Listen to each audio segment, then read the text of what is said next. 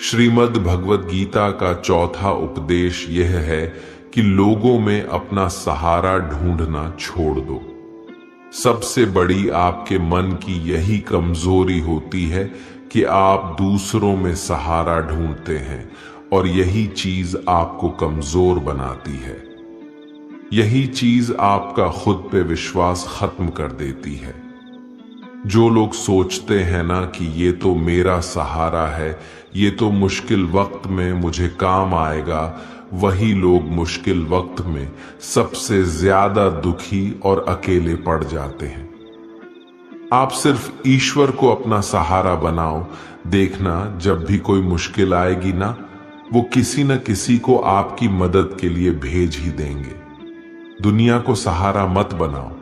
जो खुद अपने लिए सहारा ढूंढ रहे हैं वो आपका सहारा कैसे बनेंगे? तो अपना सहारा दुनिया को नहीं, ईश्वर को बनाना चाहिए। गीता की 5वीं शिक्षा यह है कि क्रोध मनुष्य का सर्वनाश कर देता है। क्रोधी इंसान का कोई मित्र ही नहीं होता। हर इंसान उससे दूर भागता है। उसके सारे रिश्ते समाप्त हो जाते हैं। जो इंसान अपनी क्रोध को नहीं संभाल सकता वो जिंदगी में कुछ भी संभाल नहीं सकता। श्रीमद् भगवद गीता का 6ठा उपदेश यह है, ईश्वर पर भरोसा रखकर दिल से उन्हें याद करोगे तो वह अवश्य किसी न किसी रूप में आकर आपकी मदद जरूर करेंगे। ईश्वर आपकी सुनता है या नहीं, यह आपके श्रद्धा, विश्वास और आस्था पर निर्भर करता है। किसी का भला करके कभी एहसान न जताएं, अन्यथा वो कर्म शून्य के समान हो जाता है और मिलने वाला यश बेकार हो जाता है। यह सोच करके कभी अभिमान नहीं करना चाहिए कि हमने तो कितने लोगों या जीवों की मदद की है, क्योंकि करने वाला तो स्वयं ईश्वर होते हैं। आप तो मात्र एक जरिया हैं, कठपुतली हैं। क्रोध करना व्यर्थ है। यदि क्रोध में आकर आप प्रतिक्रिया दे रहे हैं तो इसका अर्थ है आपको ईश्वर के बनाए कानून यानी कि कर्म पर भरोसा ही नहीं है। मन के शंकाओं को कभी जन्म ना दो। ये शंकाएं मन में गलत फहमियों के पहाड़ बना देती हैं, जिससे जीवन का सुख चैन छीन जाता है। यदि कोई आपके साथ बुरा करता है तो कर्म और समय उसका हिसाब खुद ही कर देगा। उपकार के बजाय परोपकार करें और चिंता की बजाय चिंतन करें। मन को सदैव नियंत्रित करके चलें, अन्यथा ये मन आपका सबसे बड़ा शत्रु बनकर आपसे बुरे कर्म करवा सकता है। ज्ञान सदैव बुद्धि से उत्तम व श्रेष्ठ होनी चाहिए। इसलिए ज्ञान अर्जित करते रहें और बांटते रहें ताकि दूसरों का जीवन संवर जाए। एक ही मनुष्य की हमेशा मदद न करें जब तक कि वह स्वयं ही काबिल न हो जाए। जो व्यक्ति फल की आशा हेतु कर्म करता है वह कर्म से ही बंध कर रह जाता है। कोई भी इंसान जन्म से नहीं बल्कि अपने कर्मों से महान बनता है। दुनिया और लोग वैसे ही नजर आएंगे जैसा तुम देखना चाहोगे। मेरा, तेरा, छोटा, बड़ा, अपना, पराया मन से मिटा दो, फिर सब तुम्हारा है और तुम सबके हो। फल की अभिलाषा छोड़कर निरंतर कर्म करने वाला मनुष्य ही अपने जीवन को सुखद और संतुष्टिदायक बना पाता है। कोई भी दुख तुम्हें तब तक विचलित नहीं कर सकता जब तक तुम इंद्रियों को अपने वश में रखते हो। शांति उसी को प्राप्त होती है जो मैं और मेरा तथा मैंने किया या मैंने बनाया ऐसी लालसा से बाहर आ जाता है। किसी भी वस्तु, वह जगह या जीव एवं मनुष्य से अत्यधिक लगाव एक दिन दुख का सबसे बड़ा कारण बनता है। जीवन में वही मनुष्य संतुष्ट रह सकता है जो कम से कम में भी खुश है और अधिक पाने या होने की लालसा व उम्मीद नहीं रखता। गीता का 7वां उपदेश ये है कि अपने मन को शांत रहना सीखो, क्योंकि अशांत मन जीवन में सिवाय दुख के और आपको कुछ नहीं देने वाला, और एक शांत मन आपको जीवन में प्रेम और आनंद ही देगा। दुख और सुख सिर्फ शांत और अशांत मन के परिणाम है। अशांत मन दुख को ही जन्म देता है और शांत मन परम आनंद को जन्म देता है। गीता का 8वां उपदेश यह है कि किसी से भी हद से ज्यादा लगाव कभी मत रखना। दुर्योधन के पिता धृतराष्ट्र का राजगद्दी से बहुत ज्यादा लगाव था। राजगद्दी के आगे उन्हें कुछ भी दिखाई नहीं देता था और गद्दी के लिए उनका वो हद से ज्यादा लगाव और मोह पूरे राष्ट्र को ले डूबा, अनगिनत लोगों की मौत का कारण बन गया।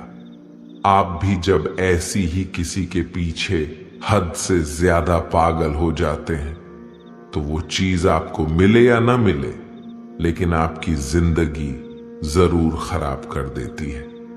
गीता का 9वां उपदेश ये है, अध्यात्म से जुड़े। एक अध्यात्म ज्ञान ही जीवन को सुकून की तरफ ले जा सकता है। लोगों की बातों पर जितना ध्यान देंगे उतना ही आपका खुद पर से विश्वास कम होता जाएगा। इसलिए खुद पर विश्वास कर खुद के दम पर आगे बढ़ो और स्वयं ही अपना मार्ग तय करो। जीवन में किसी भी पल कुछ भी हो सकता है। जीवन सीमित है, समय व्यर्थ मत करो। बुरे अतीत को याद करके दुखी होने से अच्छा है कि उससे सीख लो और अपने वर्तमान को सुधार कर एक बेहतर भविष्य का निर्माण करो। किस बात को लेकर परेशान हो? कर्म करो और ईश्वर पर भरोसा रखो। क्या होगा क्या नहीं, यह ईश्वर पर छोड़ दें। जितना अधिक पुरुषार्थ करोगे, स्वर्ग का मार्ग उतना ही सरल होगा। स्वयं को ईश्वर के चरणों में सौंप दो। नित्य अच्छे कर्म करो और लोगों की भलाई करो और उन्हें सही राह दिखाओ। एक ज्ञानवान व्यक्ति कभी भी कामुक सुख में आनंद नहीं लेता, इसलिए ज्ञानी बनो। जो हो गया वह अच्छा हुआ, जो हो रहा है वह अच्छा हो रहा है, और जो होगा वह भी अच्छा ही होगा।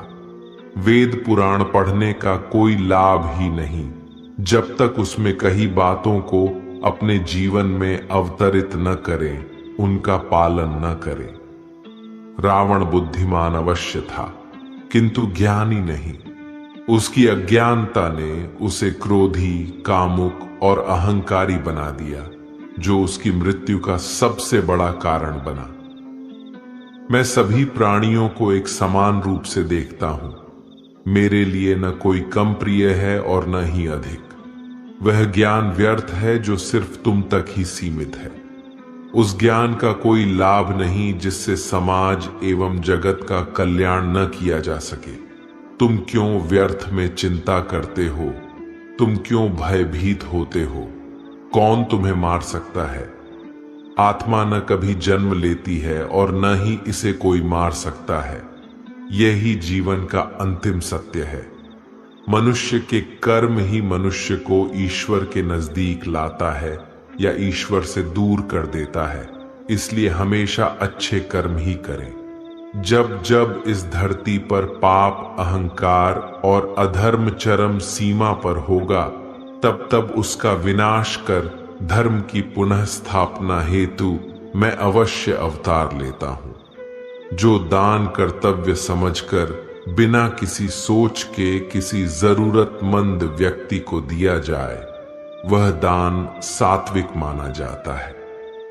जिसने मन को जीत लिया है, उसने पहले ही परमात्मा को प्राप्त कर लिया है, क्योंकि उसने शांति प्राप्त कर ली है।